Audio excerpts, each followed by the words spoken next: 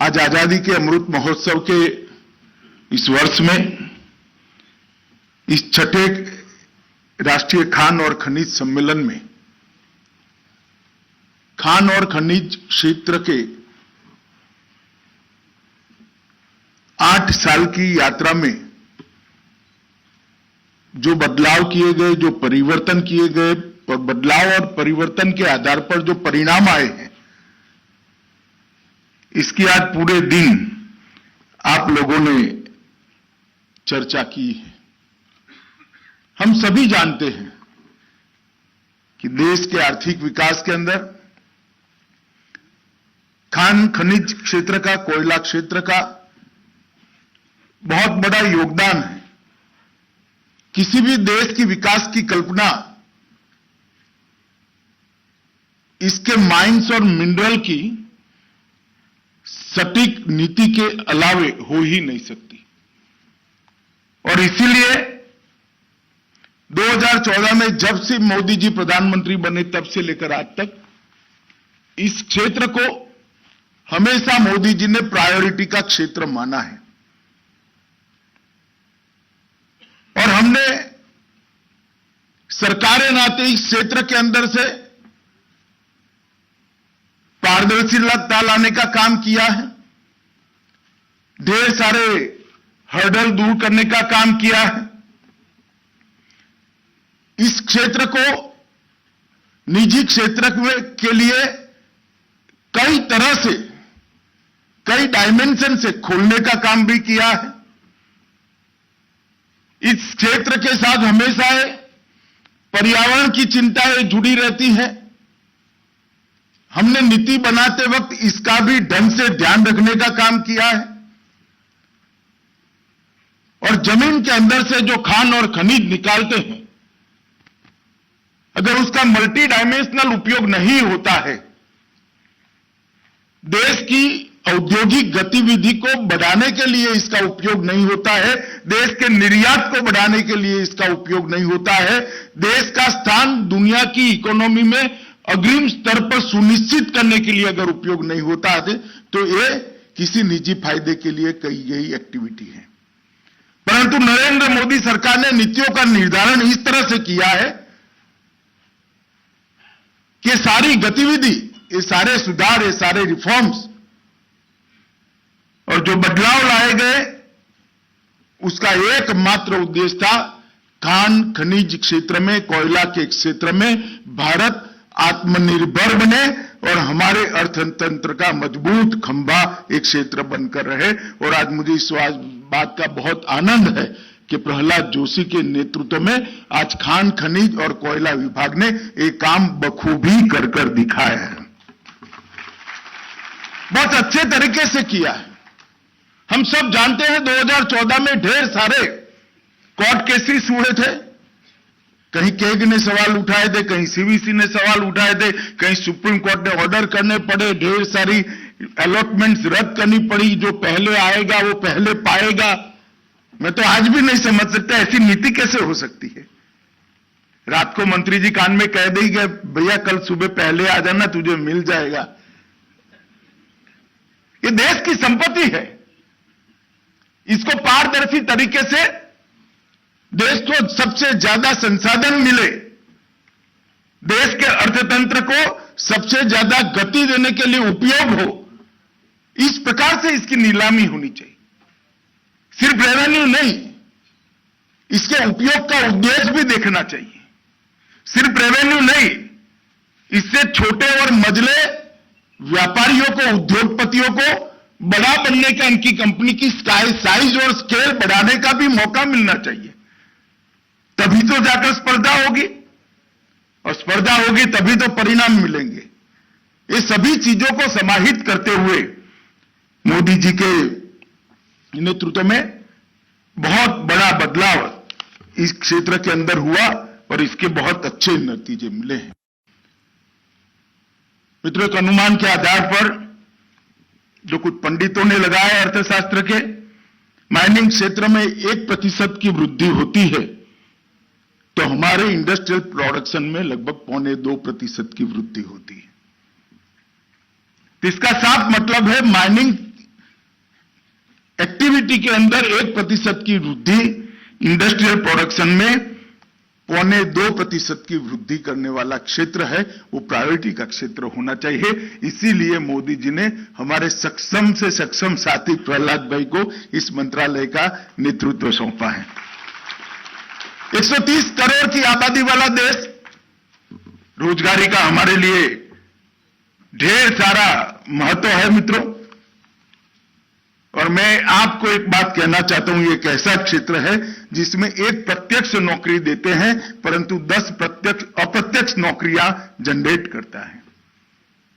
एक व्यक्ति को माइनिंग क्षेत्र के अंदर प्रत्यक्ष नौकरी देते हैं तो ट्रांसपोर्टेशन से लेकर ढेर सारी चीजों में, और जब इसका उपयोग अंततोगत्वा होकर देश के बाहर निर्यात होता है तब तक 10 अप्रत्यक्ष नौकरियों का सर्जन करता है। तो ये एविएशन और टूरिज्म के बाद सबसे ज्यादा रोजगारी सृजन करने वाला कोई क्षेत्र है तो माइनिंग क्षेत्र है। और इसलिए इस क्षेत्र के अंदर ढेर सारे सुधार करने का निर्णय मोदी जी ने 2014 में ही लिया। और मुझे कहते हुए आनंद है कि 8 साल में ढेर सारे सुधार किए भी गए हैं। आज बहुत सारे लोगों के यहां अलग अलग प्रकार के पुरस्कार भी मिलने वाले हैं।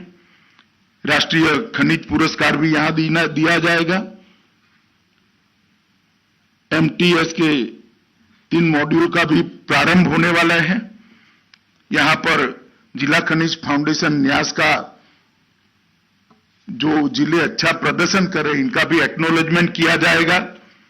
एक बहुत अच्छी प्रदर्शनी बार में देख कर आया, बहुत अच्छी प्रदर्शनी लगाई गई है। और ये भी जरूरी है कि जो काम करते हैं उसका एक्नॉलेजमेंट सरकार की ओर से होता है तो दूसरों को काम करने की प्रेरणा भी मिलती है और जिन्होंने अच्छा काम किया उसकी हौसला अफजाई भी होती है। तो आज जिन लोगों को अवार्ड मिलने वाले हैं मैं उन सबको एडवांस में बहुत बहुत बधाई देना चाहता हूं, क्योंकि अवार्ड देने का काम मेरे भाषण के बाद में रखा है। मित्रों, हम सब खनिज क्षेत्र से जुड़े हुए लोग हैं। हमने एक बात हमेशा याद रखनी चाहिए कि खनिज क्षयशील संसाधन है। एक बार आपने इसको जमीन से निकाल दिया, बाद में वो बचता नहीं है। और मैं इतिहास का विद्यार्थी हूं, ढेर सारे साम्राज्यों के पतन का कारण खनिज का उचित उपयोग न होना था। रोमन साम्राज्य के पतन के अनेक कारण थे, परंतु मुख्य कारण जो इतिहास के विद्यार्थी ढूंढ कर निकाले हैं वो ये है कि इनके खनिज संसाधन क्षीण हो गए थे। जितना भी लोहा इतने बड़े रोमन साम्राज्य में था, उन्होंने 100 साल पहले इसको बाहर निकाल दिया था। उसके बाद में धीरे धीरे वीरान, उजाड़ और परित्यक्त नगर में रोमन साम्राज्य बदलता गया। इलियट झील को भी हम कन्नाडा की जानते ही हैं, मैं इसके बारे में ज्यादा कहना नहीं चाहता, परंतु हमने भी इसके प्रति जागरूकता रखनी पड़ेगी। इसके प्रति जागरूकता रखते हुए हमने विकास में खनिज का संतुलित उपयोग करना पड़ेगा।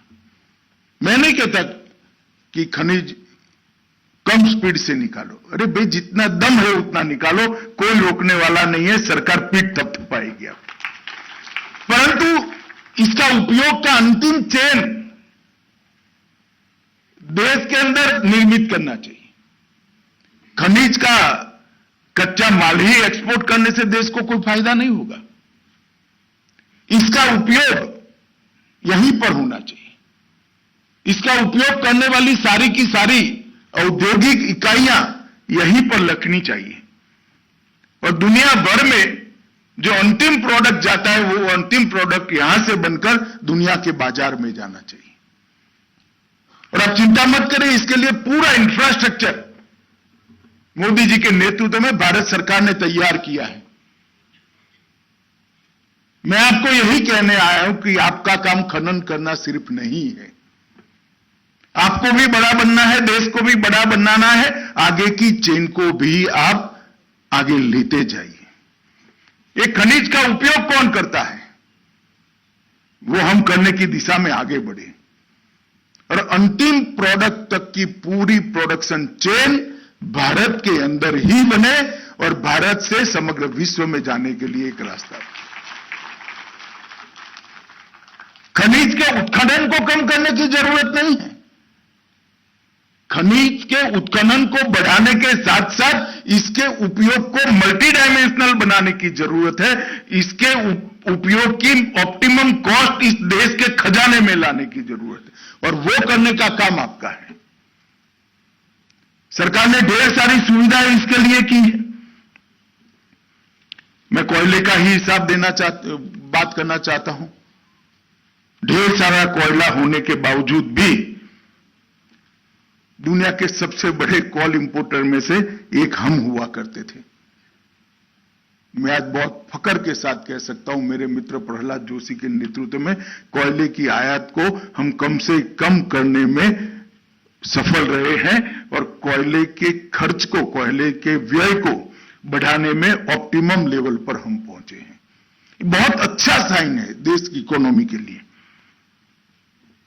कोयला क्षेत्र कुछ समय के पहले कैप्टिव और नॉन कैप्टिव की जाल में उलझा हुआ था, हमने उसको सरल कर दिया। खनन क्षेत्र के उद्योगों को कंपटीशन से बाहर रखा गया था, हमने नीतियां ऐसी बनाई जिससे अब इसमें कंपटीशन का तत्व आया है। अलॉटमेंट को पारदर्शी करने का काम हमने किया है। कोल सेक्टर के अंदर और खनन सेक्टर के अंदर भारी इन्वेस्टमेंट भी आया है। इसकी एफिशिएंसी को बढ़ाने के लिए अभी जैसे इन्होंने कहा कि हमने इसको रॉयल्टी कम कर इसको जोड़ने के लिए भी कहा। साथ साथ खनन 80% से कम कैपेसिटी पर आप चला नहीं सकते, मर्यादा भी आप पर डाली। आपको मर्यादा शायद लगती होगी, परंतु इससे फायदा तो अंततः आपका है। इतने ही खर्चे में अगर 80% से ज्यादा खनन आप करते हो तो अपनी कंपनी का ही फायदा है। और ये सारी चीजों को नीतियों के तहत हमने बदला है और नीतियों के तहत पावर प्लांट की जगह बदलकर ट्रांसमिशन के लिए बहुत सारी सुविधा खड़ी करने का काम भी भारतीय जनता पार्टी की नरेंद्र मोदी सरकार ने किया है। मित्रों, जिस कॉल लिंकेज की बात कोई सोच नहीं सकता था, इसको हमने कर दिखाया है। और टेक्नोलॉजी के लिए कॉल सेक्टर को ढेर सारे नए नए आयामों में खोलने का काम भी हमने किया है। खनन और खनिज सेक्टर के बिना आत्मनिर्भर भारत संभव नहीं है। भारत को अगर आत्मनिर्भर बनाना है तो कोयला और खनन क्षेत्र के सुधार और कोयला और खनन क्षेत्र की आत्मनिर्भरता इसकी बेसिक कंडीशन है। और वो अगर हम अच्छे से करते हैं तो आत्मनिर्भरता के कई सीढ़ियां हम एक साथ चढ़कर आगे बढ़ते हैं। मित्रों, हमने माइनिंग क्षेत्र में 8 साल में बहुत सारे परिवर्तन कहे हैं। जैसे 2015 में पहले आओ पहले पाओ की जो नीति थी, इसकी जगह हमने कोल ब्लॉक आवंटन के लिए नीलामी की व्यवस्था की। दशकों से जो भ्रष्टाचार इस क्षेत्र के अंदर अपनी जड़ें गहरी कर चुका था, उसको मूल समेत उखाड़ने का काम नरेंद्र मोदी सरकार ने किया है। मित्रों, भ्रष्टाचार को मूल समेत उखाड़ दिया। 15 से 20 के बीच में नीलामी की 10 श्रृंखलाएं आयोजित की गई। 35 कोल ब्लॉक को सफलता के साथ नीलाम किया गया। कुल 85 ब्लॉक्स आवंटित किए गए थे, जिसकी उत्पादन क्षमता 440 मिलियन टन थी। कॉमर्शियल माइनिंग को लॉन्च किया गया।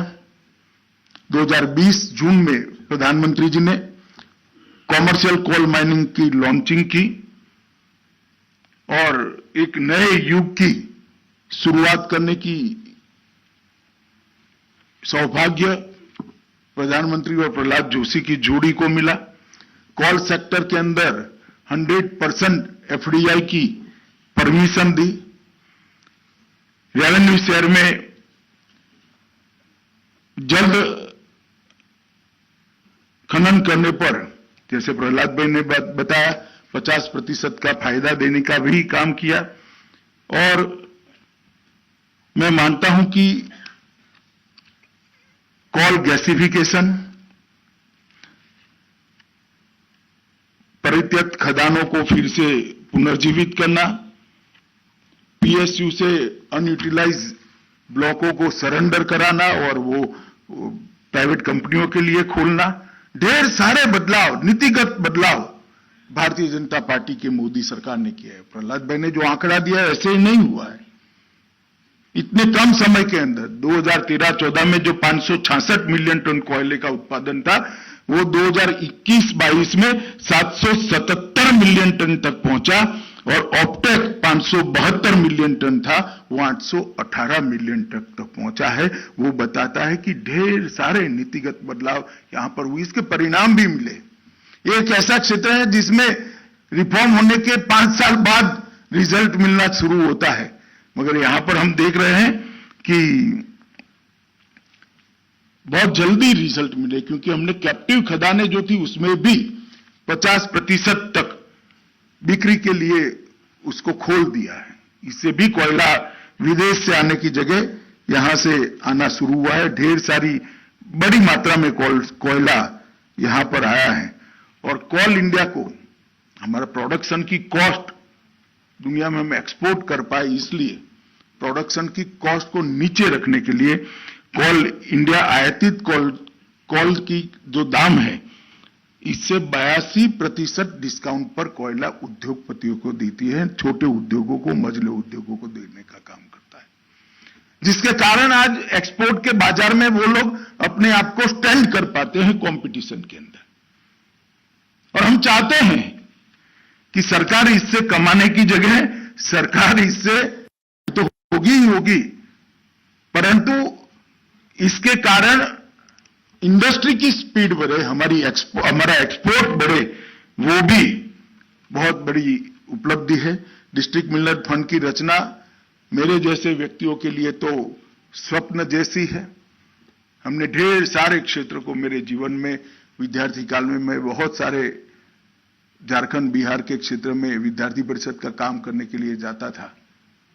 मैंने उजड़े हुए गांवों को, उजड़े हुए घरों को, उजड़े हुए लोगों को देखा है साहब। डिस्ट्रिक्ट मिनरल फंड की कल्पना से आज वो क्षेत्र संभले हैं, उनको संभलने का मौका मिला है और 22 तक डीएमएफ के माध्यम से 63,800 करोड़ से ज्यादा रुपया आज वो खदान के क्षेत्र में रहने वाले ट्राइबल भाइयों बहनों के, वन में रहने वाले ट्राइबल भाइयों बहनों के कल्याण के लिए खर्च हुआ है। वो उनका हिस्सा है, उनका अधिकार है। वो अधिकार देने का काम भारतीय जनता पार्टी की सरकार ने किया। मित्रों, महात्मा गांधी का एक बहुत मशहूर कोट है, धरती के पास सब लोगों की आवश्यकताओं को पूरा करने के लिए पर्याप्त संसाधन है, लेकिन एक व्यक्ति की लालच पूरा करने के लिए पूरी धरती कम पड़ जाएगी। अगर जरूरियात पूरी करनी है तो पूरी दुनिया की जरूरियातें धरती पूरा कर सकती है, मगर लालच तो एक व्यक्ति का भी पूरे नहीं कर सकते। हमने पर्यावरण का भी ध्यान रखना पड़ेगा, इसमें भी मोदी सरकार ने ढेर सारा काम करा है। मित्रों, खान और खनिज क्षेत्र के साथ साथ नरेंद्र मोदी सरकार ने पूरा इसका इकोसिस्टम बनाया है। खदान से खनिज निकालोगे, खदान से कोयला निकालोगे, मार्केट नहीं है, क्या करोगे? रॉ मटेरियल एक्सपोर्ट नहीं करने देंगे हम। इसलिए पीएलआई योजना के तहत 14 सेक्टर सिलेक्ट किए गए जहां से मैन्युफैक्चरिंग हब भारत बन जाए, और वो 14 क्षेत्रों में पीएलआई के माध्यम से लगभग 2.34 लाख करोड़ के इन्वेस्टमेंट की संभावनाओं को तराशा गया और उसको जमीन पर उतारने का काम ये भारतीय जनता पार्टी की मोदी सरकार ने किया है। और मैं मानता हूं कि ऐसी इकोसिस्टम बनी है जो आपके बिजनेस को भी बढ़ावा देने वाली है, क्योंकि देश के अर्थतंत्र की बास्केट जितनी बड़ी होगी, हर क्षेत्र को इससे फायदा मिलने वाला है। मोबाइल और इलेक्ट्रॉनिक मैन्युफैक्चरिंग के लिए, मेडिकल डिवाइसेस के लिए, ऑटोमोबाइल और ऑटो कंपोनेंट के लिए, ड्रग और फार्मा के लिए, स्पेशल स्टील के लिए, टेलीकॉम एंड नेटवर्किंग प्रोडक्ट्स के लिए, इलेक्ट्रॉनिक्स के लिए, व्हाइट गुड्स के लिए, फूड प्रोडक्ट के लिए, टेक्सटाइल प्रोडक्ट्स के लिए, एडवांस केमिस्ट्री सेल के लिए, ड्रोन के लिए, ढेर सारी पीएलआई की योजनाएं भारत सरकार लेकर आई है और ढेर सारी नीतियों को भी बनाने का काम किया। और इन नीतियों और भारत को उद्योग का, उत्पादन का हब बनाने की जो नीति है, ये दोनों के सामंजस्य से आज हमारा देश कोरोना काल के बाद भी दुनिया भर की देश मंदी का सामना कर रहे हैं। हमारे यहां मंदी है, महंगाई भी है, मगर दुनिया की कंपैरिजन में अगर देखें तो बहुत बचे हुए हैं। इसका कारण ये नीति निर्धारण जो नरेंद्र मोदी जी ने किया है। हमने नई ड्रोन नीति बनाई, नई स्वास्थ्य नीति बनाई, कॉमर्शियल कोल माइनिंग की नीति बनाई, नेशनल पॉलिसी ऑन इलेक्ट्रॉनिक्स बनाई, मेक इन इंडिया की पॉलिसी लेकर आए, स्किल इंडिया की पॉलिसी लेकर आए जिसने मैन पावर पूरा किया, डिजिटल इंडिया के माध्यम से हर गांव तक कनेक्टिविटी को पहुंचाने का काम किया, उड़ान के माध्यम से एविएशन सेक्टर को आगे बढ़ाने का काम किया, आत्मनिर्भर भारत और वोकल फॉर लोकल के माध्यम से मैन्युफैक्चरिंग हब बनाने का प्रयास किया, ग्रीन इंडिया मिशन के माध्यम से इसके साथ साथ पर्यावरण की इको सिस्टम का भी संरक्षण करने का काम किया। जीएसटी आज पूरी दुनिया आश्चर्यचकित होकर देख रही, इतने बड़े विविधता वाले देश में जीएसटी ऐसे कैसे सरलता से लागू हो गए और इस सबका बहुत बड़ा फर्क पड़ा है मित्रों। आज भारत में बेबाक तरीके से कह सकता हूं, भारत दुनिया में सबसे तेजी से बढ़ने वाली अर्थव्यवस्था है। 2022 में 8.2% की दर के साथ हम दुनिया में सबसे स्पीड से ग्रोथ करने वाले देश बनकर अब तक का सबसे अधिक जीएसटी संग्रह। राहुल बाबा मुझे हर रोज याद आते हैं, जितनी बार जीएसटी का नाम सुनता हूं। गब्बर सिंह टैक्स करते थे, वो गब्बर सिंह को मालूम नहीं है जीएसटी का कलेक्शन 1.62 लाख करोड़ को पार कर गया है। और इतनी स्मूथ, अच्छा बिजनेस करने वालों के लिए इतना स्मूथ एटमॉस्फियर यहां पर हुआ है।